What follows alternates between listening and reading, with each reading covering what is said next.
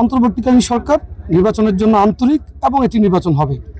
কিন্তু যারা মনে করছে যে নির্বাচনটা যদি খুব দ্রুততম সময়ের মধ্যে হয়ে যায় তাহলে ফলাফলটা বিএনপি পক্ষে চলে আসবে।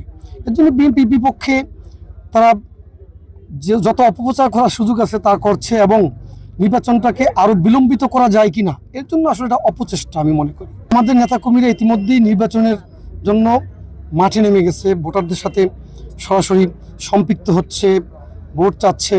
আমরা রাজনীতি দিয়ে মোকাবিলা করতে চাই। আর মূলত এর দায়ভার হচ্ছে বর্তমান অন্তর্বর্তীকালীন সরকার। তাদেরকে আমরা বলবো তারা যাতে সতর্ক অবস্থানে থাকে, যাতে কেউ তাদের যে টার্গেট রয়েছে ফেব্রুয়ারিতে নির্বাচন অনুষ্ঠিত করার এটা নস্যাৎ করতে না পারে।